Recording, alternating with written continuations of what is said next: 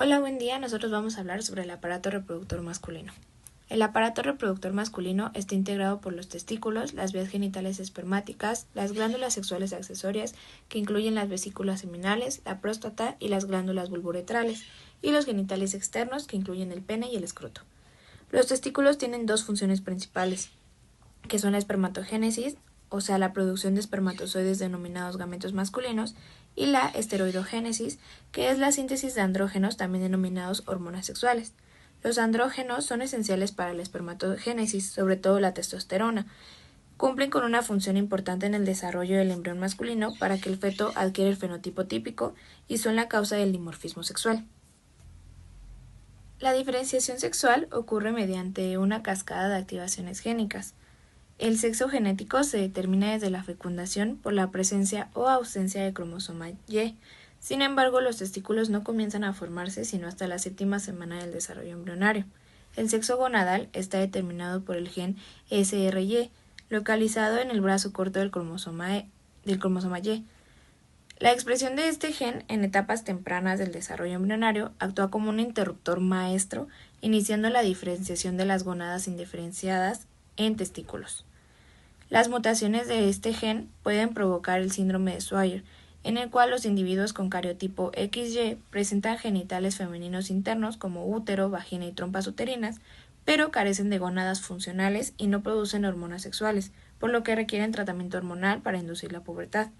El cromosoma Y por sí solo no es suficiente para el desarrollo masculino. El gen SRY activa una cascada genética en varios autosomas y en el cromosoma X a través del factor determinante testicular, que es TDF, que modifica la estructura del ADN y permite la activación de otros factores de transcripción. Estos genes inducen no solo la formación de los testículos, sino también de otros órganos sexuales masculinos. Entre los genes más importantes activados se encuentran WT1, necesario para el desarrollo del aparato urogenital y la regulación de la transcripción de SRY. También tenemos SOX9, que activa el gen de la hormona antimülleriana, cuya mutación puede causar órganos sexuales ambiguos en individuos 46XY. Tenemos también SF1, que regula la expresión de genes esteroidogénicos, DAX1, que inhibe la acción del gen SRY cuando se activa y también cuya mutación se asocia con la hipoplasia suprarrenal congénita. En conjunto, las interacciones entre el gen SRY y estos genes regula de manera precisa el desarrollo de las gónadas masculinas y la diferenciación sexual. Los testículos adultos son órganos ovoides pares que están dentro del escroto, fuera de la cavidad abdominal. Cada testículo se encuentra suspendido en el extremo de un saco musculofacial alargado que está en continuidad con las capas de la pared anterior del abdomen y se proyectan dentro del escroto. Estos están conectados con la pared abdominal por los cordones espermáticos y adheridos al escroto por los ligamentos escrotales. Los testículos se desarrollan en el retroperineo, en la pared posterior del abdomen, y están asociados al aparato urinario. Posteriormente descienden hasta el escroto. Tienen 3 orígenes embrionarios: el mesodermo intermedio, que da origen a las células de Leydig y las células mioides, el epitelio mesodérmico, que origina los cordones epiteliales y las células de Sertoli, y las células germinales primordiales, que migran desde el saco vitelino hacia las gónadas en desarrollo, donde se incorporan a los cordones sexuales primarios y se diferencian en genocitos y en espermatogonias. Aquí tenemos un diagrama de las etapas de desarrollo testicular. Esta es la etapa de gónada indiferenciada, que es la semana 5. En esta fase inicial la estructura es idéntica en todos los embriones, independientemente de su carga cromosómica. Aquí las células germinales primordiales están migrando desde la pared del saco vitelino hacia las crestas gonadales. Se presentan el conducto mesonéfrico y el conducto paramesonéfrico. En esta etapa, el embrión posee el molde para ambos sistemas reproductores. Aquí tenemos la formación del testículo, que es de la semana 7 a la 8. Bajo la influencia del gen SRY, ubicado en el cromosoma Y, la gónada comienza su transformación específica en testículo. Tenemos aquí los cordones seminíferos, que se condensan y se extienden hacia la médula de la gónada. Esta túnica albugínea Es la característica más distintiva en esta etapa. Se forma una capa fibrosa densa que separa los cordones seminíferos del epitelio superficial, aislando el desarrollo interno del testículo. Y en la zona del hilio, los cordones se rompen en una red de canales delgados que dan lugar hacia la red testicular. Aquí tenemos la etapa final representada. Los conductos se especializan para la futura función reproductiva masculina. Debido a la producción de testosterona por las células de Leydig, el conducto mesonéfrico se mantiene y se diferencia en el epidídimo y el conducto deferente. Aquí la hormona antimülleriana provoca que el conducto paramesonéfrico se atrofie y desaparezca. Aquí se observa pues como un remanente en degeneración. Y pues los conductillos eferentes conectan a la red testicular con el conducto del epidídimo, completando pues la ruta de salida. La diferenciación de los genitales externos ocurre de manera paralela y depende de la dihidrotestosterona, DHT, que se forma a partir de la testosterona gracias a la enzima 5A reductasa. En ausencia de DHT, los genitales externos siguen un patrón femenino independiente del sexo genético. En conjunto, la presencia de testosterona, del factor inhibidor mülleriano, MIF, y de la dihidrotestosterona, DHT, define el sexo hormonal masculino y asegura el desarrollo completo de los órganos sexuales masculinos. Bueno, este diagrama comienza explicándonos cómo la unión de un ovocito X y de un espermatozoide que aporta el cromosoma Y da como resultado al cigoto XY. En esta parte pues establece que el plano biológico del embrión. Acá nos muestra cómo el cromosoma Y tiene una región específica llamada gen SRY, que pues es la región determinante del sexo. Este gen es el responsable de dar la orden a la gónada para que se convierta en testículo. Esta es la gónada, que indica que antes de este paso pues era neutral y podría tomar cualquier camino. Una vez formado el testículo, pues tiene dos células trabajadoras, que son las células de Sertoli y las células de Leydig. En esta parte, en la parte azul, las células de Sertoli secretan el factor inhibidor de Müller. Esta actúa sobre el conducto paramesonéfrico, provocando pues su desaparición para que no se desarrollen órganos internos femeninos. En la parte roja nos explica cómo las células de Leydig secretan testosterona. Esta hormona hace que el conducto mesonéfrico se transforme en los conductillos eferentes, epidídimo, conducto deferente, vesículas seminales y conducto eyaculador. Y en la parte verde nos muestra cómo la testosterona se convierte en dihidrotestosterona, que actúa sobre el seno urogenital y los genitales externos para formar el pene, escroto, próstata y las uretras. Los testículos descienden del abdomen al escroto aproximadamente a las 26 semanas de gestación. Esta migración testicular está dada por el crecimiento diferencial de la cavidad abdominal, combinado con la acción de la testosterona que causa el acortamiento del gubernaculus testis, el cual es un ligamento sensible a la testosterona que conecta el polo inferior de cada testículo con el escroto en desarrollo.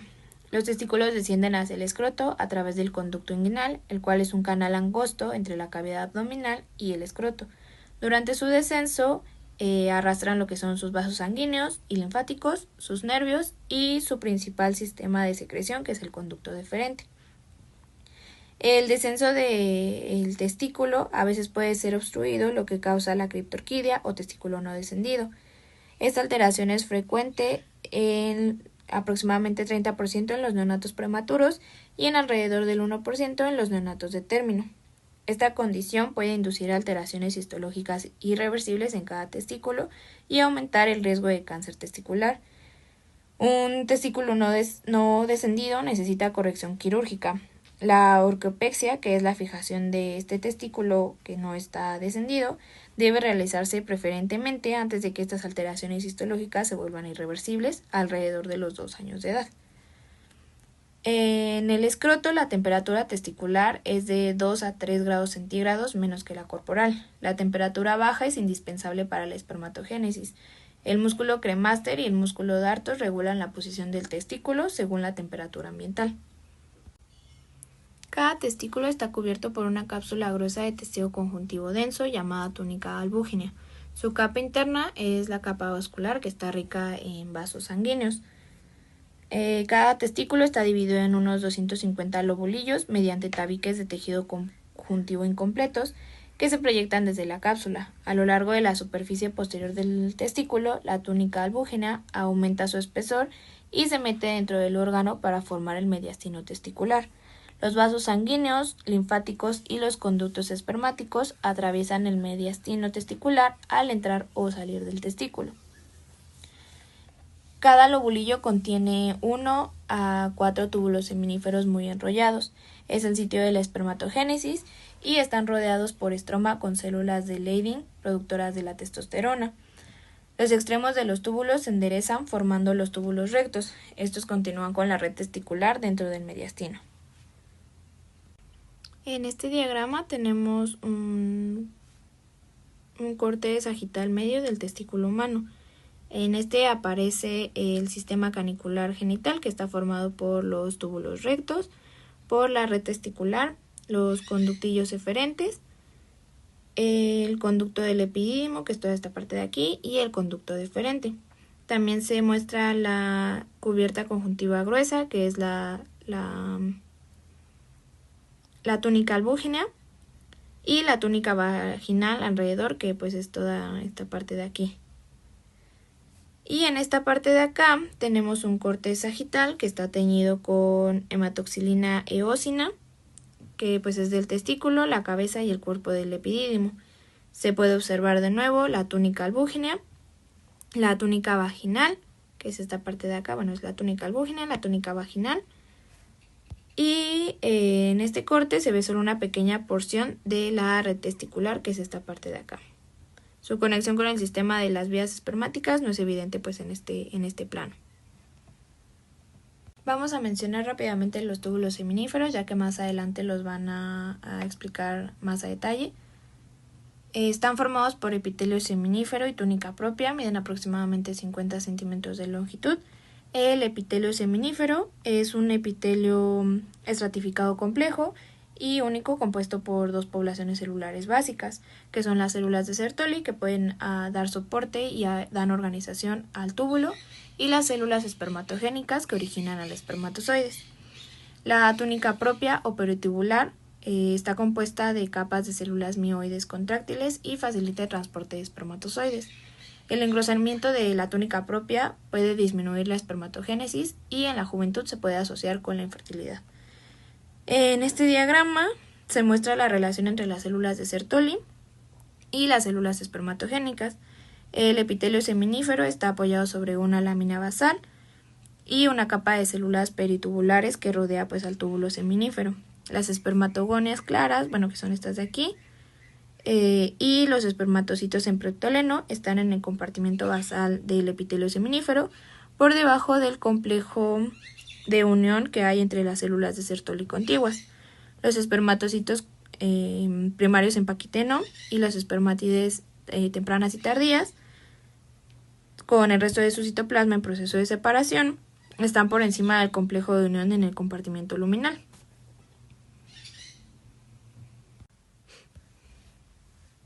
También vamos a hablar de las células de Leydig. Son células intersticiales grandes y eosinófilas con gotas lipídicas que presentan el retículo endoplasmático liso abundante y mitocondrias tubovestibulares que ayudan en la síntesis de esteroides. Producen principalmente testosterona y factor insulínico 3. Las células de Leydig tienen diferentes funciones dependiendo de la etapa. En el embrión, la secreción de testosterona y otros andrógenos es indispensable para el desarrollo normal de las gónadas en el feto masculino. Además de la testosterona, las células de Leydig secretan la proteína de factor insulínico que estimula el descenso de los testículos. En la pubertad, la secreción de testosterona inicia la producción de espermatozoides, la secreción de las glándulas sexuales accesorias y el desarrollo de los caracteres sexuales secundarios. La secreción de factor insulínico 3 también promueve las divisiones meióticas en los túbulos seminíferos. Y en edad adulto, la secreción de la testosterona es indispensable para el mantenimiento de la espermatogénesis, así como de los caracteres sexuales secundarios, las vías espermáticas y las glándulas sexuales accesorias. Además de sintetizar el factor insulínico 3, las células de Leydig producen y secretan oxitocina. La oxitocina testicular estimula la contracción de células mioides que rodean los túbulos seminíferos, moviendo a los espermatozoides hacia los conductillos eferentes. Las células de Leydig son activas en la etapa temprana de la diferenciación del feto masculino y después atraviesan un periodo de inactividad en donde comienza alrededor de los 5 meses de la vida fetal.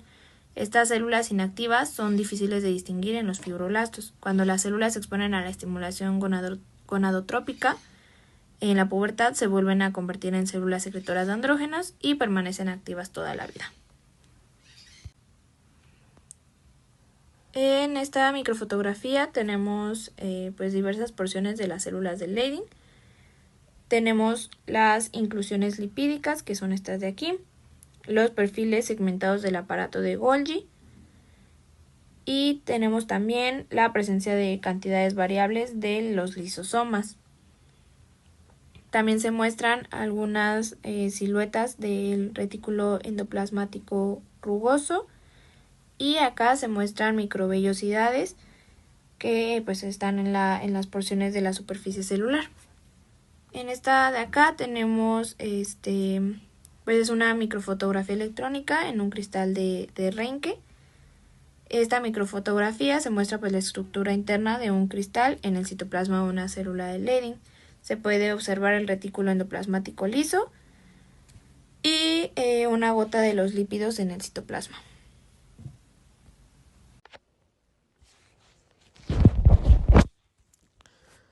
Bueno, comenzaremos explicando que el testículo es el órgano reproductor masculino con dos funciones vitales: la producción de espermatozoides como función exócrina y la producción de hormonas sexuales masculinas como función endocrina. Desde el punto de vista histológico, la formación de espermatozoides ocurre en los túbulos seminíferos mediante el proceso de espermatogénesis, lo cual abarcaré yo esos temas. Los túbulos seminíferos son estructuras enrolladas donde se fabrican los espermatozoides. Cada testículo contiene de 250 a 1000 túbulos seminíferos, que miden entre 150 y 250 nanómetros de diámetro y de 30 a 70 centímetros de longitud cada uno. Estos se conectan con los túbulos rectos, que a su vez llevan hacia una red de canales llamada red testicular.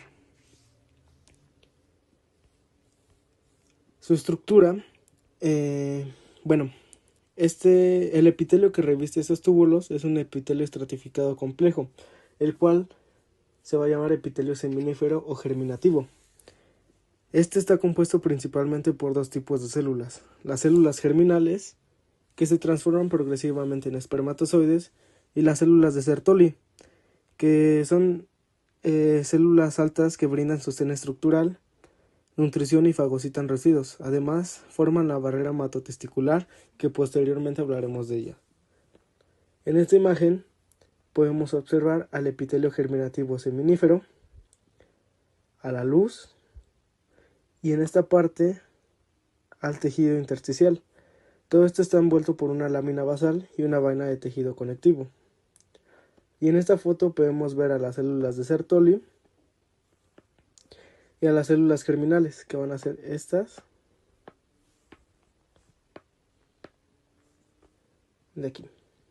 Podemos ver a las células mioides, que más tarde hablaremos de ellas, las cuales que van a estar afuera del epitelio, que son contráctiles y ayudan al movimiento del líquido tubular.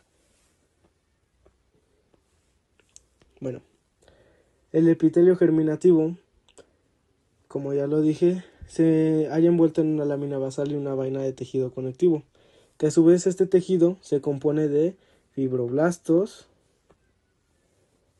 y su capa más interna adherida a la lámina basal está formada por células mioides, que tienen una característica de células musculares lisas. Están las células mioides. En esta foto podemos ver al epitelio seminífero, y dentro de este van a estar las células de Leydig, que van a tener un citoplasma claro y un núcleo redondo.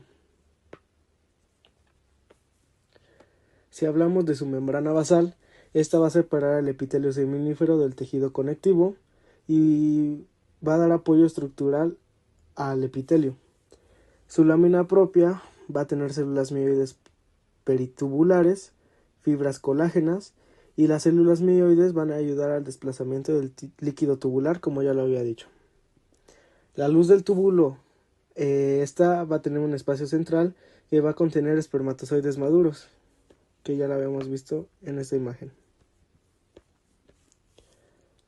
Si hablamos de las células de Sertoli, podemos decir que sus células son altas, que brindan sostén estructural, van a tener un núcleo claro, un núcleo prominente y un citoplasma mal delimitado. También van a fagocitar cuerpos residuales y, como les había comentado, estas van a formar la barrera hematotesticular que divide el epitelio en compartimento basal y compartimento adluminal. Y aquí podemos volver a observar las células de Sertoli.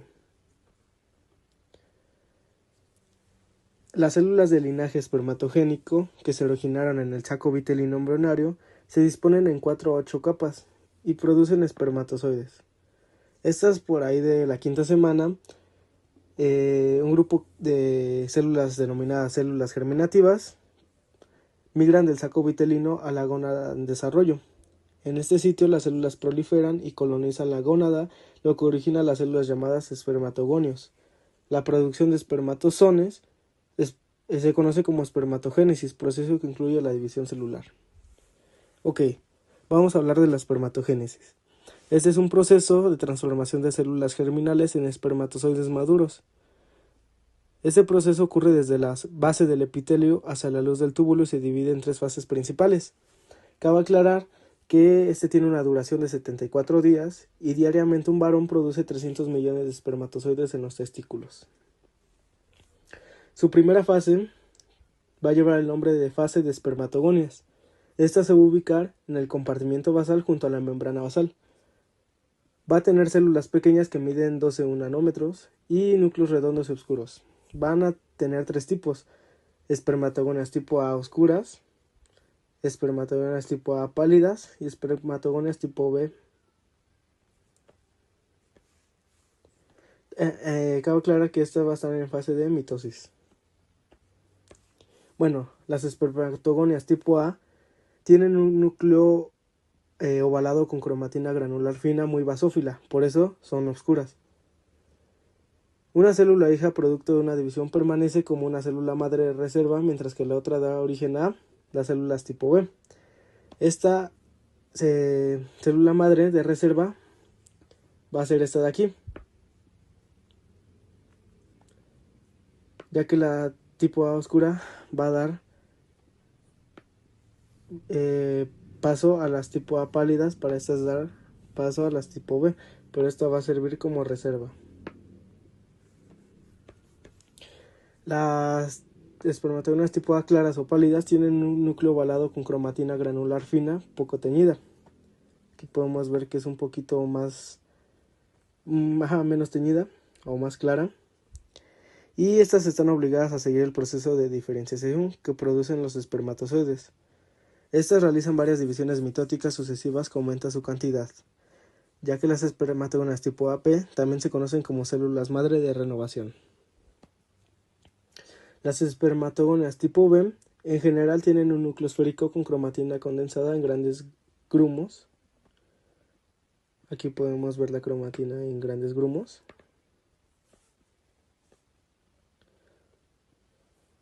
Y la aparición de estas espermatogonias tipo B es el último acontecimiento de la fase espermatogónica, para así dar paso a la fase espermatocítica, la cual se va a ubicar en el compartimento adluminal y va a tener espermatocitos primarios, los cuales van a ser de células más abundantes y van a tener un núcleo grande, cromatina gruesa y permanecen largo tiempo en profase 1. Igual va a tener espermatocitos secundarios, los cuales son difíciles de observar y van a tener una vida muy corta. En esta fase va a ocurrir la reducción cromosómica. Los espermatogonias tipo B se van a dividir por mitosis para formar espermatocitos primarios 2N y 4D, los cuales tras duplicar su ADN va a iniciar la meiosis 1.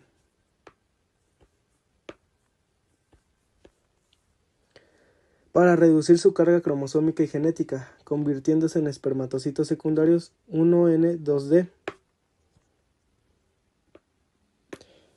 Posteriormente, la meiosis 2 ocurre sin duplicación previa de ADN, resultando en 4 espermátidas haploides, 1n y 1d, con cromátidas únicas. Este proceso incluye una profase 1 prolongada de hasta 22 días, donde los cromosomas homólogos se aparean y se alinean antes de su separación definitiva. La última fase es la fase de espermátidas o espermatogénesis. Esta se va a ubicar cerca de la luz y sus características es que va a tener núcleos pequeños y densos, células redondas que luego se alargan, y durante la espermatogénesis y durante la espermiogénesis ocurre la formación del acrosoma, condensación del núcleo, formación del flagelo y la organización de la pieza media. Aquí no va a haber ningún tipo de división como en las anteriores. Las espermátidas haploides, como ya lo dije, no se dividen, sino que atravesan una remodelación celular profunda para diferenciarse en espermatozoides maduros. Este proceso de especialización ocurre mientras las células permanecen ancladas a las células de Sertoli y se dividen en 4 etapas. La fase de Golgi, que se forman gránulos proasómicos ricos en glucoproteínas y Pas positivos. En el aparato de Golgi, que fusiona la vesícula acrosómica, la cual marca el polo anterior del espermatozoide. Simultáneamente, los centriolos migran al polo posterior para iniciar el ensamblaje del axonema, o sea, la cola del espermatozoide. Después vamos a tener a la fase del casquete. La vesícula acrosómica se va a expandir cubriendo la mitad anterior del núcleo, formando el casquete o capuchón acrosómico, que va a ser este de aquí. En el núcleo, las protaminas reemplazan a las histonas, permitiendo una condensación del ADN 6 veces mayor que una célula somática. Después vamos a tener a la fase de acrosoma, donde la espermátida se reorienta hacia la lámina basal y el núcleo se aplana y alarga. Se va a formar el manguito de microtúbulos y el centriolo maduro, y se va a fijar al núcleo formando una pieza de conexión, o sea, el cuello, que va a ser esta parte. Las mitocondrias se organizan en una vaina helicoidal para constituir la pieza intermedia, seguidas por la pieza principal y la terminal. Por último, vamos a tener a la fase de maduración, la cual aquí se van a eliminar el exceso de citoplasma, el cual va a ser fagocitado por las células de Sertoli como cuerpos residuales. Aquí se van a romper 2 puentes intercelulares, liberando espermatozoides individuales hacia la luz del túbulo seminífero en un proceso llamado espermiación. Este proceso de espermiación es el proceso final en que las espermátidas alargadas se liberan de las células de Sertoli y van hacia la luz de los túbulos seminíferos. Un espermatozoide maduro es una célula que mide 60 nanómetros, cuya cabeza alberga el núcleo y el casquete acrosómico cargado con enzimas como la hialuronidasa y acrosina, fundamentales para la reacción acrosómica y la penetración del ovocito secundario. Aquí, en la región de cabeza y cuello, podemos observar al núcleo, al acrosoma, a la membrana celular,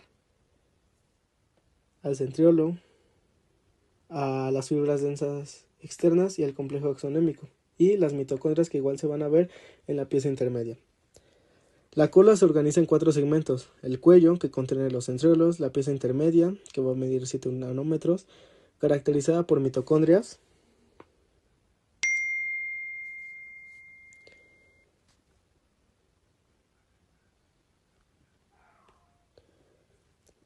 en el hélice, que proveen la energía para el movimiento, la pieza principal, que va a medir 40 nanómetros, que constituye la mayor parte del flagelo con su vaina fibrosa, y la pieza terminal,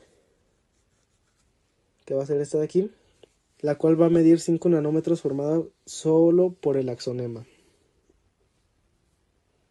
Ok, tras la espermiación, Los espermatozoides son transportados de forma inmóvil desde los túbulos seminíferos hasta la red testicular mediante contracciones peristálticas y flujo de líquido.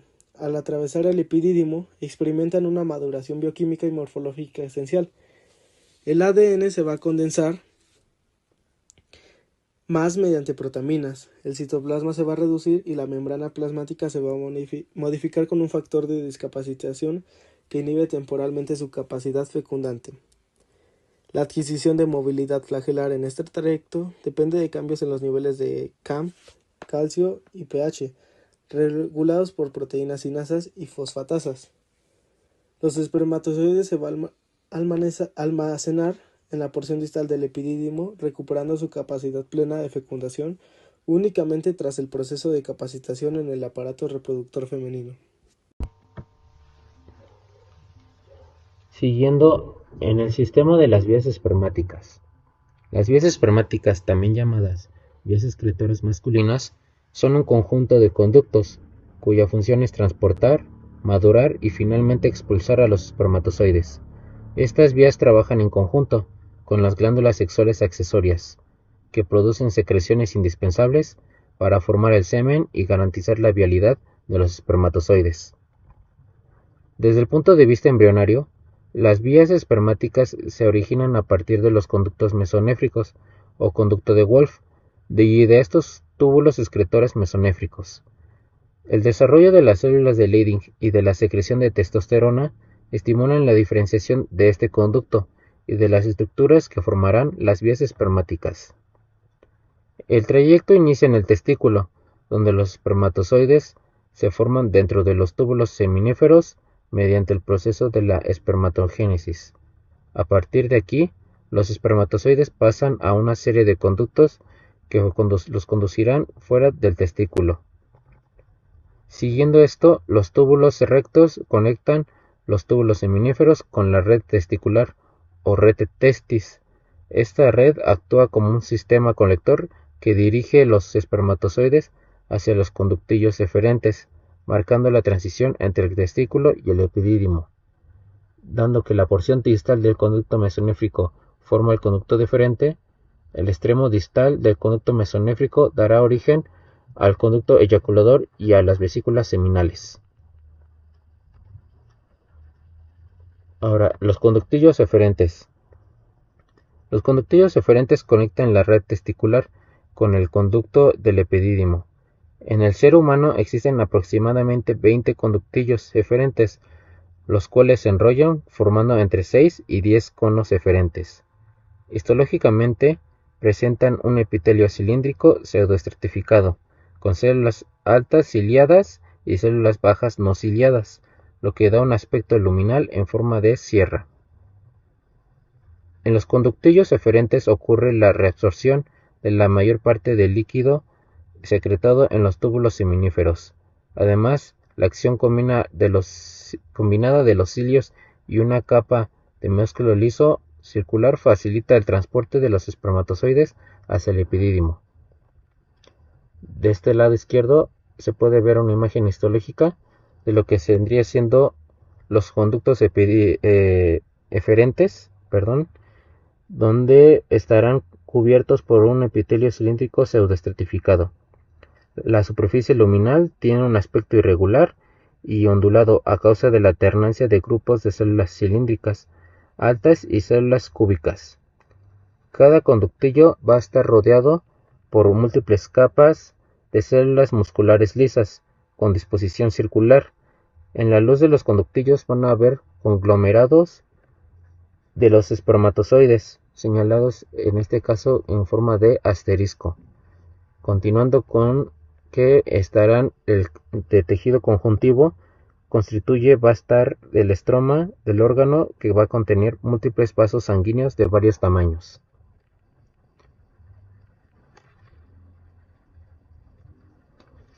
Continuamos con el epidídimo. El epidídimo va a ser un órgano con forma de media luna que se apoya sobre la cara superior y posterior del testículo. Mide aproximadamente entre 7.5 centímetros y se divide en cabeza, cuerpo y cola. La cabeza está formada por los conductillos eferentes, mientras que el cuerpo y la cola corresponden al conducto del epidídimo. El conducto del epidídimo es un túbulo extremadamente enrollado que puede alcanzar entre 4 y 6 metros de longitud.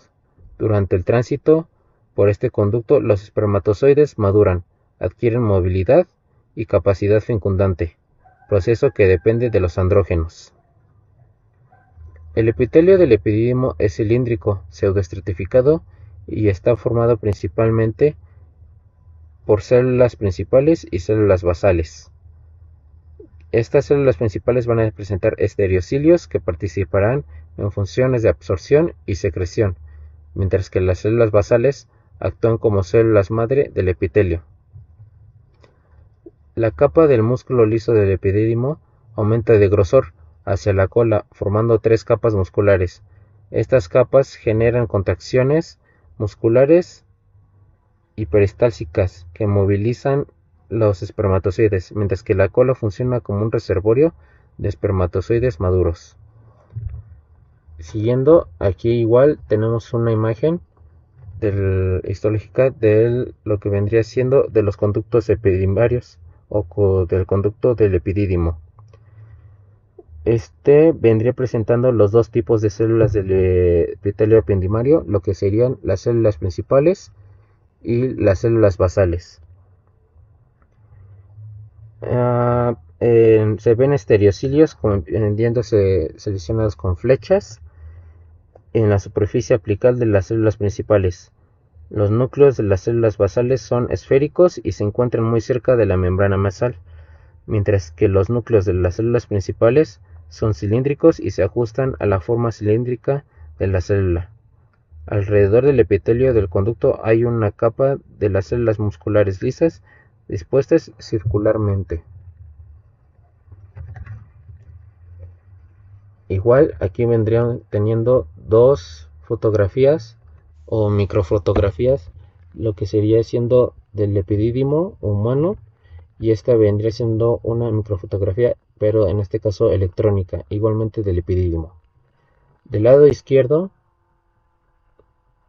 sería una presentación del epidídimo muy tortuoso, donde su naturaleza enrollada se va a reflejar en los perfiles de diferentes formas del conducto.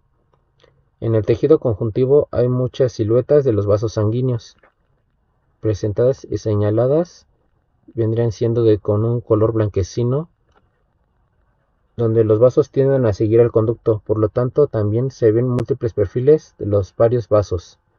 En el corte del conducto se ven en el rectángulo presente lo que vendría siendo lo de los conductos del epidídimo, presentado anteriormente en la foto. Y del lado derecho vemos una imagen electrónica del epidídimo, donde el epitelio epidimario, en el que se muestran las células principales presentadas aquí en un tipo de óvalos, donde se extienden a la luz y a una célula basal presentada de este lado, limitada a la porción basal del epitelio. En la luz se ven siluetas de los espermatozoides. En el citoplasma apical de las células principales se pueden mostrar múltiples microvellosidades, en este caso estereocilios, donde las células epiteliales con sus numerosos microvellosidades o estereocilios se pueden ver una pesa media de los espermatozoides.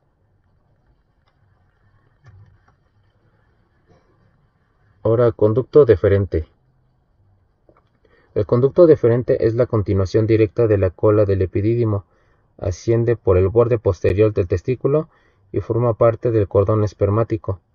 Atraviesa del conducto inguinal, desciende hacia la cavidad pélvica hasta llegar a la vejiga urinaria.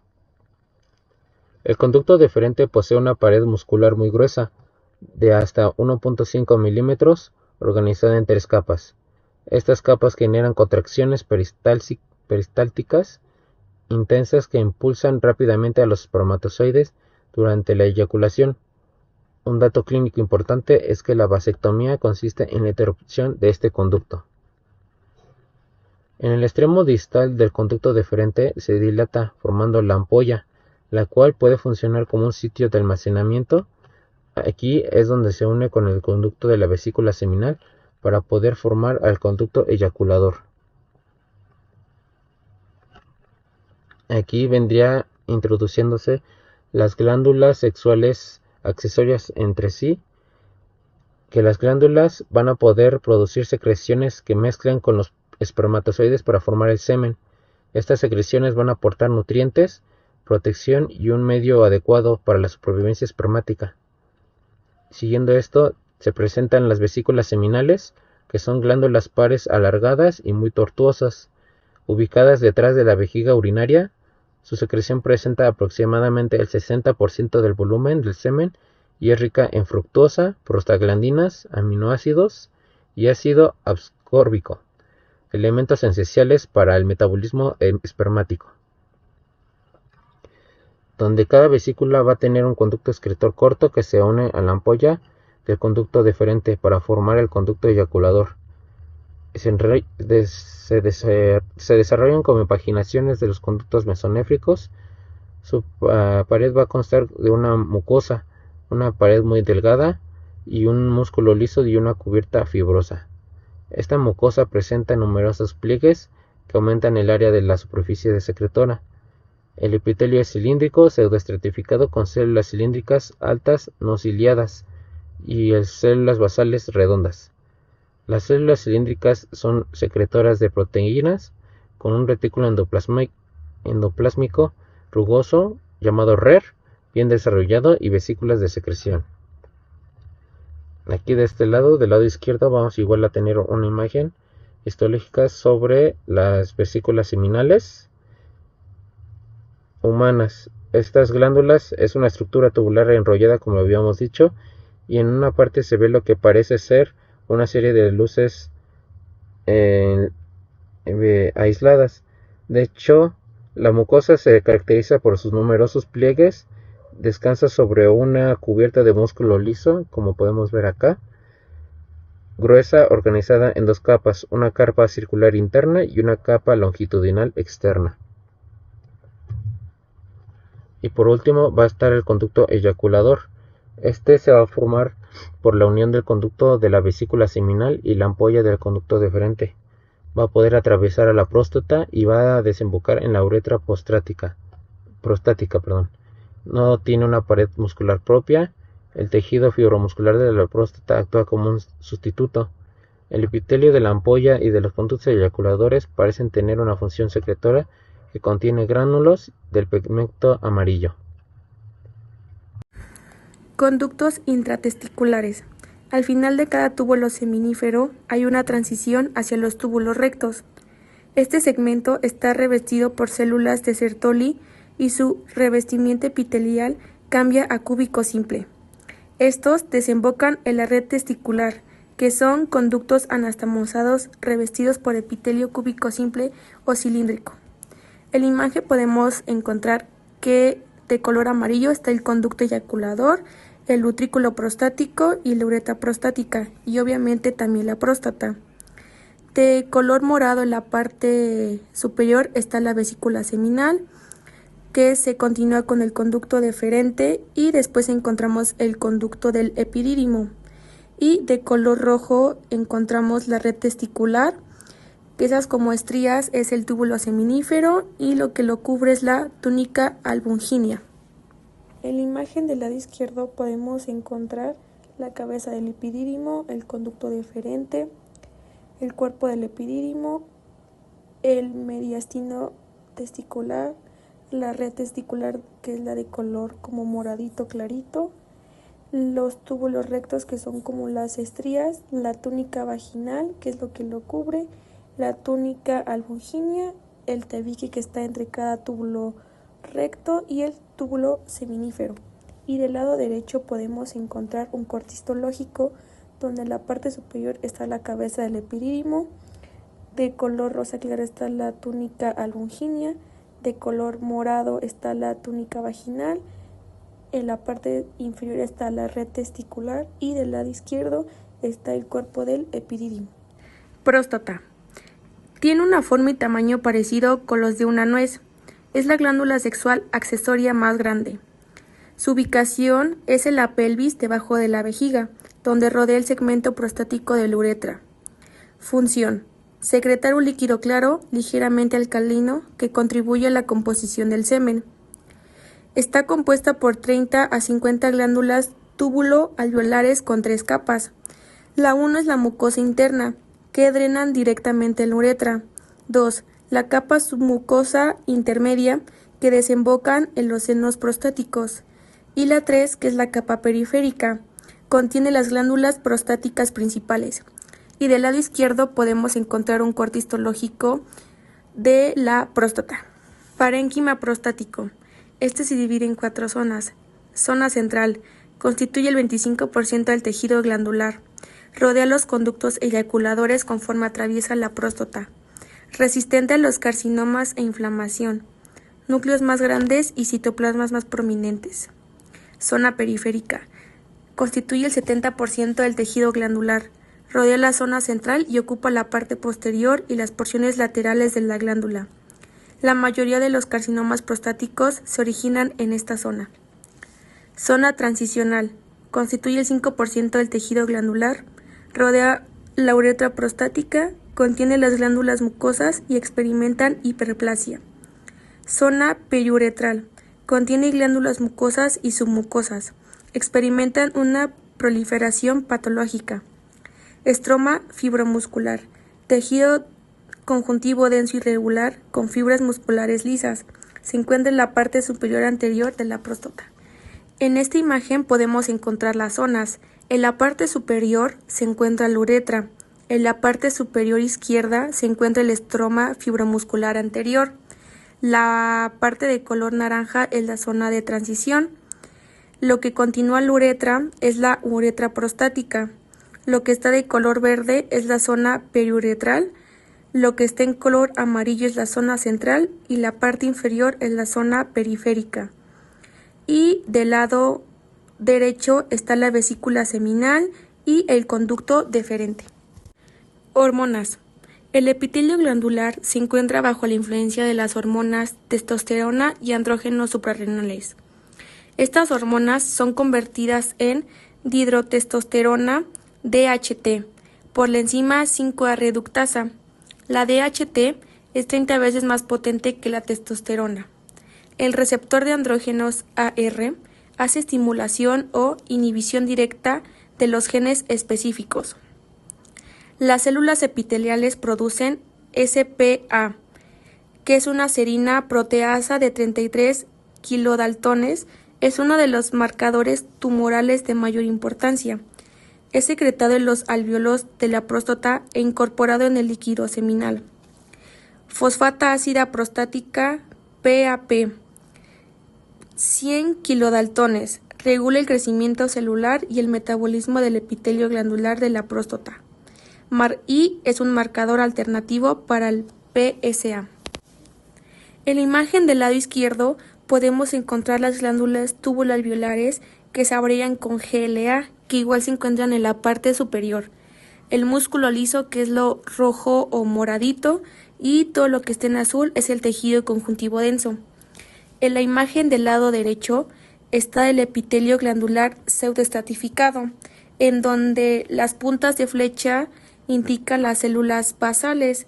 Los que están en rojito son células musculares lisas y las que están en flechas completas son las células secretoras.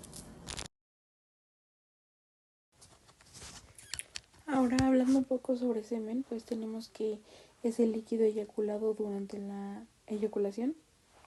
Aproximadamente son 3 mililitros y aproximadamente contiene 100 millones de espermatozoides por mililitro. Su función principal es transporte de espermatozoides, protección de los mismos y facilitar su supervivencia y movilidad en el tracto femenino. Está formado por espermatozoides, por secreciones de vesículas seminales que van del 65 al 75%, secreciones de glándula prostática que son del 25 a 30%, glándulas bulbouretrales que es menos del 1% o glándulas de Cooper, y de líquidos testiculares que es de 2 al 5%.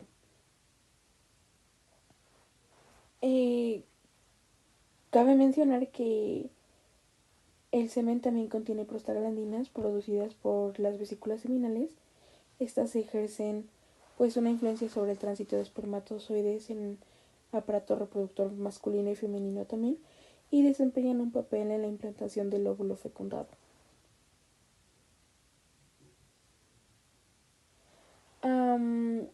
Bueno, hablando un poco sobre los líquidos testiculares, se supone que estos no fueron absorbidos completamente en los túbulos rectos, así como pues las secreciones de las glándulas bulbouretrales, y pues justamente representan menos del 1%.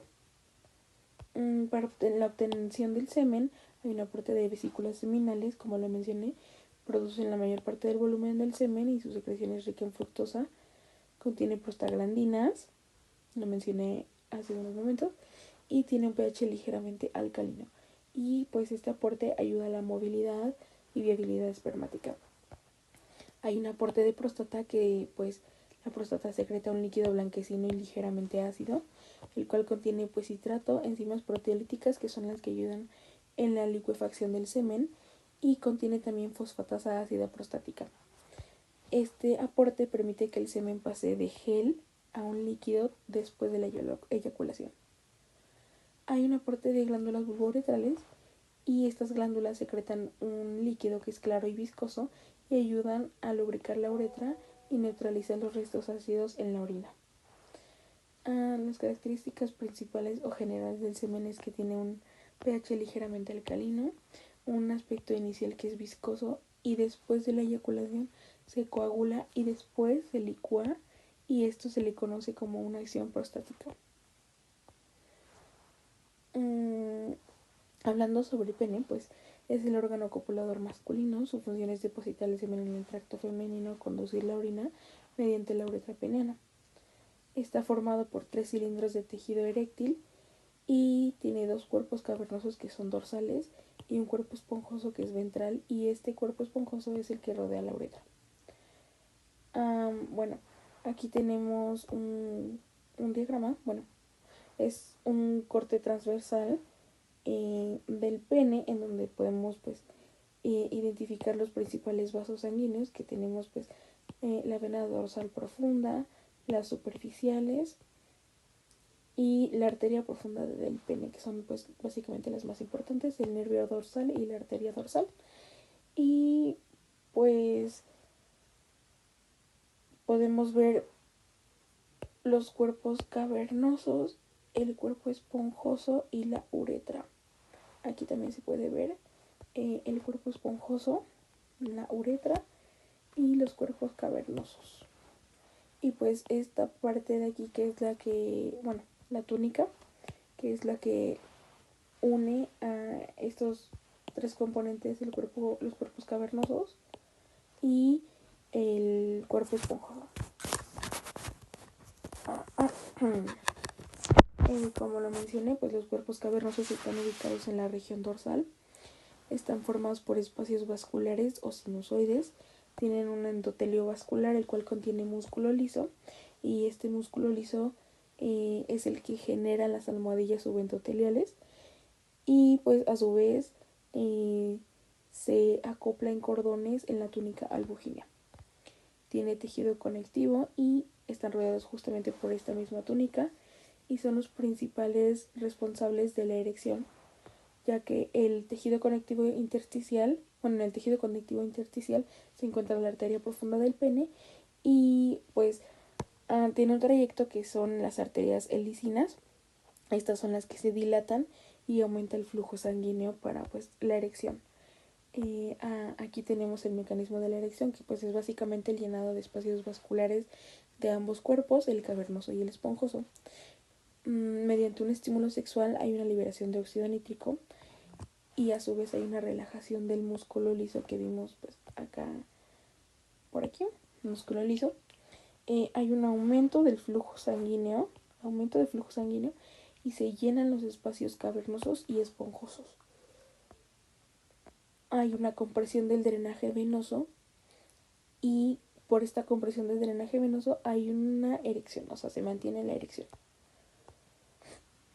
Bueno, aquí tengo esquemas del cuerpo esponjoso. Se muestra pues básicamente el cuerpo esponjoso. Aquí no. Cuerpo esponjoso y la uretra. Y de este lado podemos ver músculo liso y son pues lo que mencioné hace rato que son las almohadillas subendoteliales. Aquí podemos ver pues espacios vasculares de manera irregular, pero pues lo que caracteriza este diagrama pues es básicamente las almohadillas subendoteliales. Hablando un poco sobre uretra peniana,